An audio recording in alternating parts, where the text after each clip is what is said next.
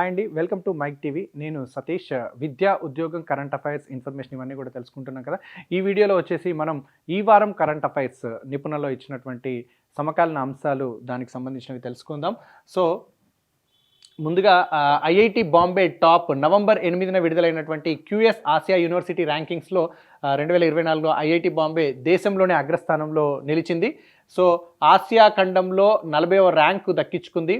100కు 67.2 స్కోరుతో IIT Bombay ఈ ఘనత సాధించింది. అకాడమిక్ రెప్యుటేషన్లో అంటే నమ్మకంలో 83.5, యాజమాన్య రెప్యుటేషన్లో 96, అంతర్జాతీయ రీసెర్చ్ నెట్వర్క్లో 66.3, అంతర్జాతీయ ఫ్యాకల్టీ నిష్పత్తిలో 11.1గా, పిహెచ్డి ఉన్న అధ్యాపక సిబ్బంది అంశంలో 100కు 100 పాయింట్లు సాధించి దేశంలోనే నంబర్ 1గా నిలిచింది ఐఐటి బాంబే. సో ఇక అంతర్జాతీయంగా ఉన్నటువంటి అంటే ఈ వారం డిసెంబర్ 6వ తారీఖు వరకు ఉన్నటువంటి ఈ లోపు ఉన్నటువంటి కరెంట్ అఫైర్స్ అంతర్జాతీయంగా ఇంటర్నేషనల్ సంబంధించినటువంటి అంశాలు ఒక్కసారి చూసినట్లయితే, బుకర్ ప్రైజ్ విజేత పాల్ లించ్ ప్రతిష్టాత్మక బుకర్ ప్రైజ్ను 2023 సంవత్సరానికి గాను ఐర్లాండ్ రచయిత పాల్ లించ్ గెలుచుకున్నారు. ఆయన రాసిన ప్రాఫిట్ సాంగ్ నవలకు గాను ఈ అవార్డు అతనికి దక్కింది. ఐర్లాండ్ దేశం నిరంకుశత్వంలోకి జారిపోతున్న సమయంలో రహస్య పోలీసుల బారి నుంచి తప్పించుకునేందుకు ఓ కుటుంబం పడిన కష్టాలను ఈ నవలలో తను వివరించడం జరిగింది లించ్.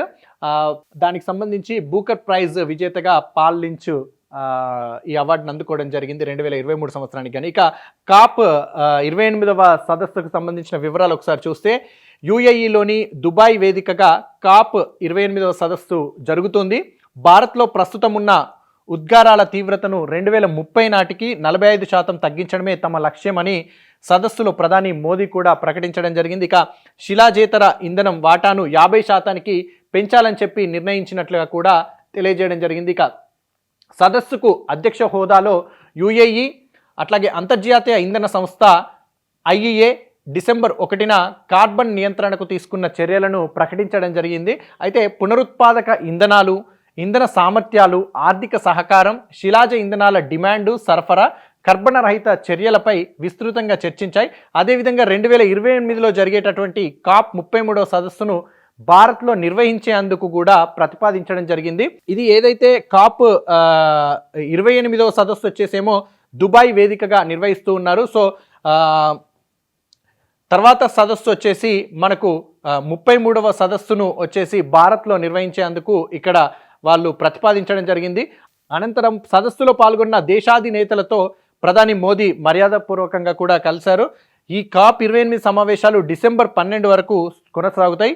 వివిధ దేశాల అధినేతలు సహా మొత్తం 70,000 మంది ప్రతినిధులు ఇందులో పాల్గొన్నారు. ఇక తొలి వాణిజ్య విమానం సంప్రదాయ ఏవియేషన్ టర్బైన్ ఫ్యూయల్ ఏటీఎఫ్తో కాకుండా తక్కువ కర్బన ఉద్గారాలను వెలువరించే పర్యావరణ హిత ప్రత్యామ్నాయ ఇంధనంతో వర్జిన్ అట్లాంటిక్ విమానం నింగిలోకి దూసుకెళ్లింది. 100% సుస్థిర విమాన ఇంధనం ఎస్ఏఎఫ్ వినియోగించిన తొలి వాణిజ్య విమానంగా కూడా ఇది రికార్డు సృష్టించింది. ఈ ఇంధనంతో గతంలో సరుకు రవాణా విమానాన్ని నడిపినప్పటికీ ప్రయాణికుల విమానం ఇదే మొదటిది కావడం విశేషం.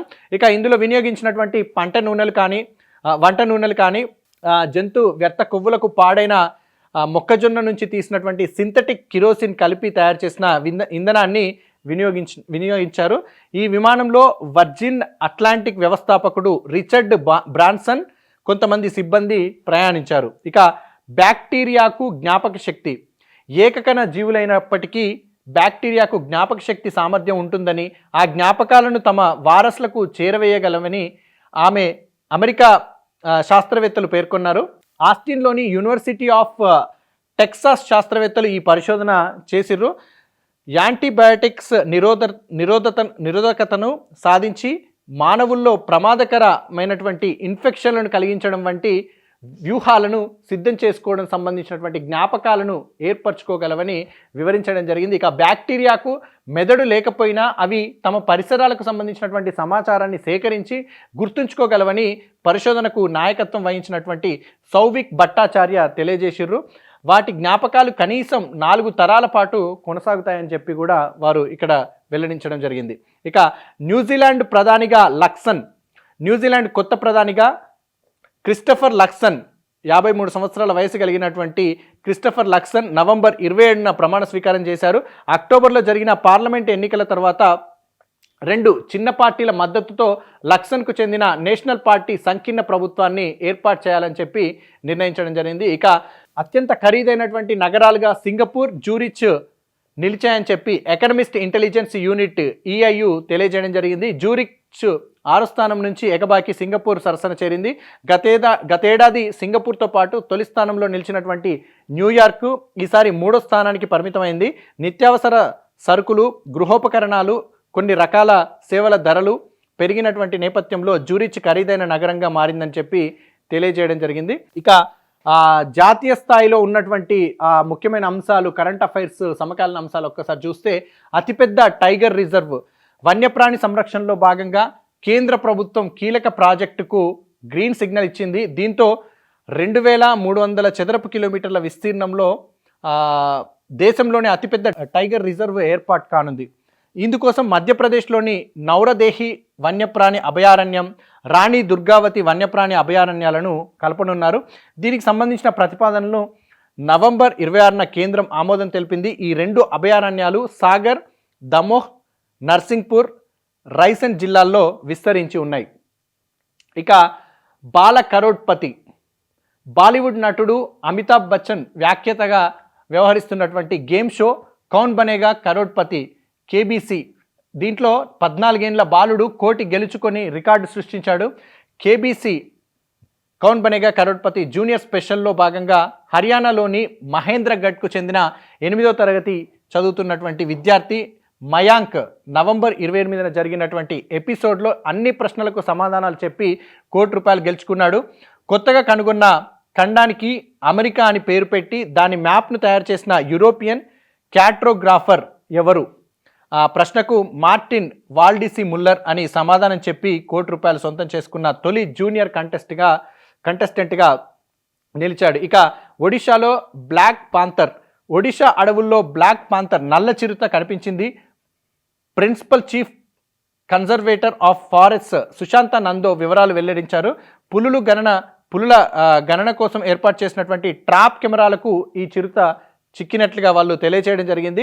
ఇక నల్ల చిరుత కనిపించడం ఇదే మొదటిసారి కాదని 2018లో కూడా సుందర్గఢ్ జిల్లా అడవుల్లో ఒకసారి కనిపించిందని కూడా వాళ్ళు తెలియజేయడం జరిగింది. ఇక మన తెలంగాణకు సంబంధించినటువంటి కరెంట్ అఫైర్స్ ఒక్కసారి చూసినట్లయితే మాంసం లభ్యతలో దేశంలో మాంసం లభ్యతలో తెలంగాణ అగ్రస్థానంలో నిలిచింది.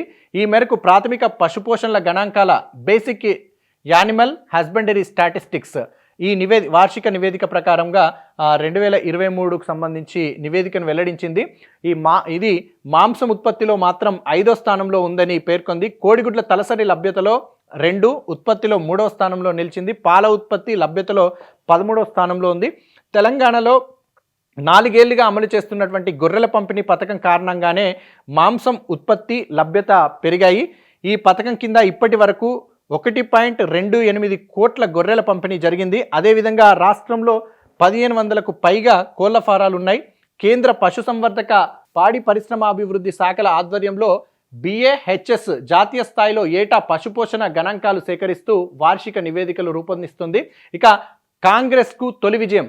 తెలంగాణలో నవంబర్ 30న జరిగిన శాసనసభ ఎన్నికల ఫలితాల్లో కాంగ్రెస్ పార్టీ 64 స్థానాల్లో గెలుపొంది ప్రభుత్వ ఏర్పాటుకు అర్హత సాధించింది. రాష్ట్రం ఏర్పడ్డాక ఆ పార్టీకి ఇది మొదటి విజయం.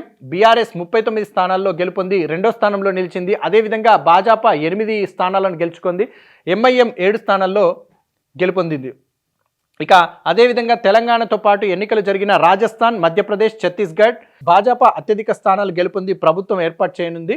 ఇక ఇటీవలే అంటే నిన్ననే AICC అధిష్టానం కూడా వేణుగోపాల్ గారు కాంగ్రెస్ సంబంధించినటువంటి ముఖ్యమంత్రి అభ్యర్థిని కూడా వెలువరించడం జరిగింది. దానికి రేవంత్ రెడ్డి గారు రేపు మధ్యాహ్నం LB స్టేడియంలో కూడా ప్రమాణ స్వీకారం చేయనున్నారు. దానికి సంబంధించినటువంటి ఏర్పాట్లు కూడా జరుగుతూ ఉన్నాయి.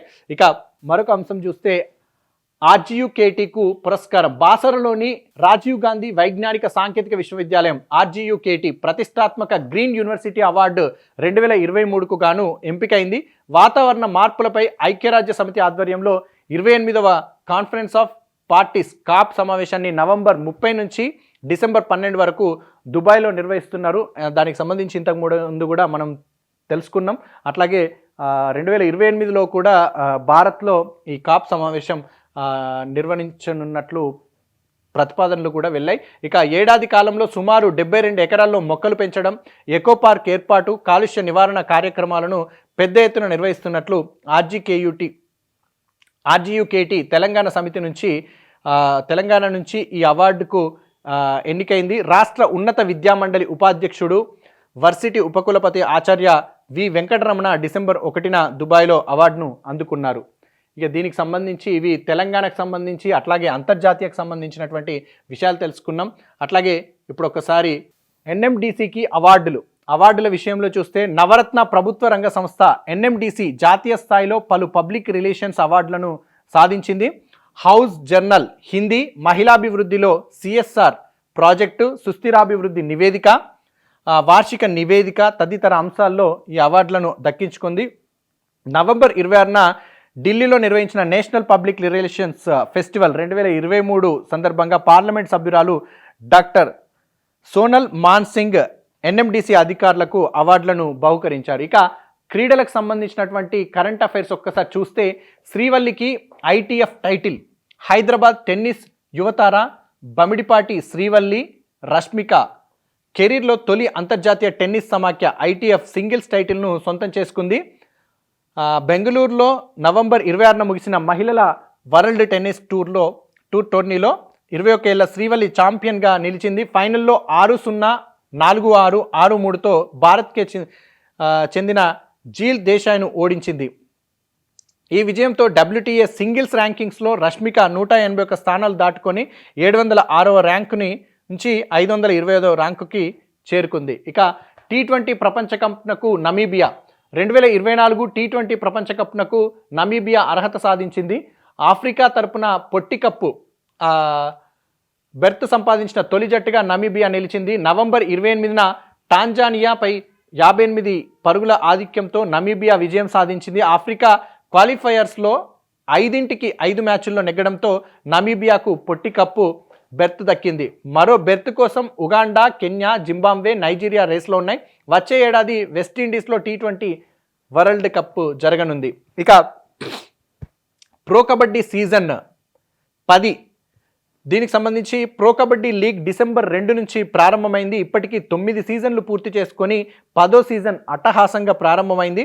ఈ సీజన్లో మొత్తం 12 జట్లు తలపడనున్నాయి.